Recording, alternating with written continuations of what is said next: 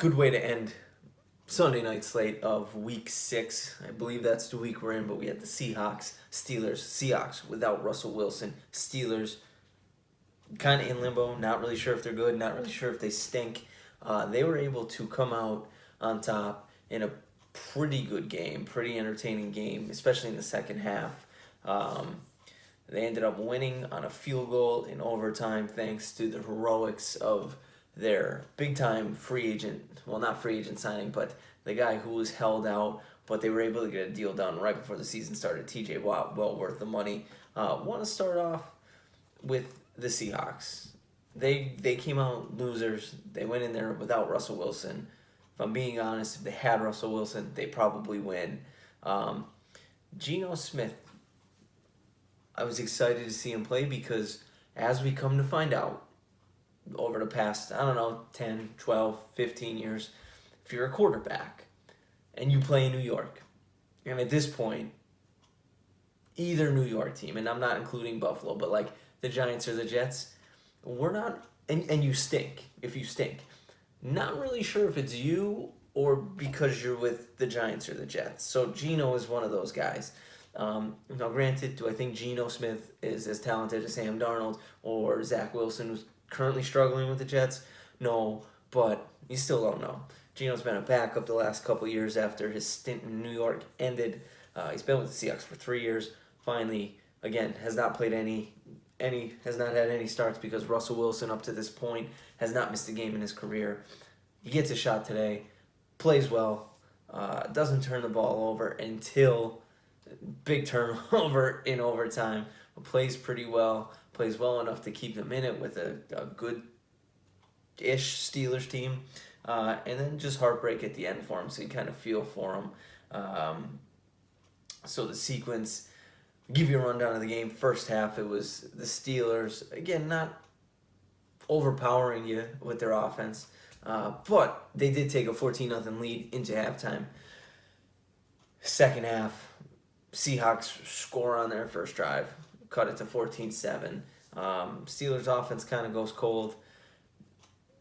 The Steelers today, even last week, they handed the ball off to Najee Harris a good amount. Now, granted, he had 20-plus carries, had 80 yards, 81 yards, so averaging less than 4 yards a carry, but they handed the ball off to him. And they found creative ways to get other guys involved in the rushing game, like Deontay Johnson, Eric Ebron, who ended up scoring a rushing touchdown. Deontay Johnson is he's really good. He's Ben's go-to guy at this point. It ain't Juju when he's on the field. It's not Chase Claypool. It's Deontay Johnson. And again, I don't know where this. Can't even tell you where he went to college. But the Steelers amaze me with how they find wide receiver talent over and over and over again. They've been doing it for, the last 2 decades, it seems like. So, they did it again. Obviously, Juju Smith-Schuster, Chase Claypool was a later round pick, Deontay Johnson, Mike Wallace, Antonio Brown. They've done it so much over the past 2 decades that it's really, really impressive. So anyway, it comes down to, the Seahawks end up actually with the lead. I'm trying to remember how this went down late. The Steelers had to get it into field goal range. I'm trying to think of how it went. Doesn't matter how it went. There's a field goal. One team made a field goal to send it into overtime. Can't remember if it was the Seahawks or the Steelers. Goes into overtime. Seahawks get the ball first to start. They were moving the ball, and then TJ Watt, again, the reason you pay him what you pay him. He had 7 tackles, forced fumble, a couple sacks. 3rd and 9, 8 in Pittsburgh territory, not in field goal range, but like close. Geno Smith drops back, TJ Watt sacks him, forces the Seahawks to punt in overtime. Steelers go down. They can't get anything going. They punt the ball back to Seattle. Geno Smith on a 3rd down steps up, climbs the pocket. Seattle pretty much said, TJ Watt, you're not going to get to Geno Smith. Just loaded his side of the line with blockers and said, you're not getting to him. Geno Smith now scrambles, steps up. TJ Watt somehow comes around, comes out of nowhere, punches the ball out of Geno Smith's hands. Steelers take over inside the red zone. Chris Boswell comes out after Big Ben flops forward, flops to the middle of the field. Chris Boswell then comes out, kicks the field goal. Steelers win. They move to 3-3. They're still alive in the playoffs.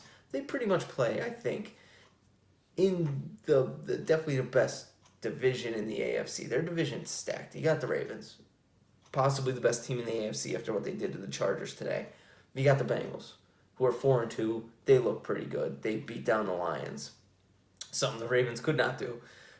You have the Browns. Baker Mayfield hurt his left shoulder again. Baker with two healthy shoulders, I think, is average at best. Baker with a bum left shoulder that he can't move kind of stinks. Kareem Hunt also went down, so I think the Browns are just kind of they're going to start free falling here. The Steelers are now 3-3, 2-game winning streak. They beat the Raiders, who are 4-2. They come out, they beat a Seahawks team again without Russell Wilson, but a Seahawks team who is decent, and I think they're now in possession. They're starting to move away from, hey, Ben, do it all, and now it's, hey, we're going to hand Najee the ball a lot. We're going to try to get the ball to Najee. Ben, we don't need you to push it downfield as much. Take short passes. Let's keep the ball moving. Let's try to play defense. Move the ball, play defense. That's what they're going to do. So short passes, running game, play defense. I do want to say one thing. Jamal Adams, great safety in terms of like tackling. Awful when it comes to catching the ball. He probably should have had 2 interceptions. One was big late in the game. Literally the ball hit him in the chest and then bounced off his face mask. Like it was, he's awful. He's terrible at catching the ball. Like his ball hawking skills are like -5. Just wanted to say that. Steelers still have a shot, still alive in the playoffs. Seahawks, it's tough seeing as how, they'll have to play the Rams, Cardinals, Niners. Like their division's tough as well. Cardinals are 6-0, steamrolling teams. So the Seahawks they're hanging on by a thread, but the Steelers, I think the way they're starting to move their offense and starting to get back to Steeler football, run the ball, play defense, I like it, and I think it can propel them to a potential playoff berth. Great game, great way to end Sunday night. We have one more game tomorrow. Can I think of it off the top of my head? No, I cannot, but I will be back after that goes live, after that ends tomorrow. If you like the video, click the thumbs up. Watch another video. Subscribe to the channel. Been getting a lot of subscribers, a lot more than I had. I was sub 100 last week, so we're on the road. We're at 111, be 112, and I'll catch you in the next one.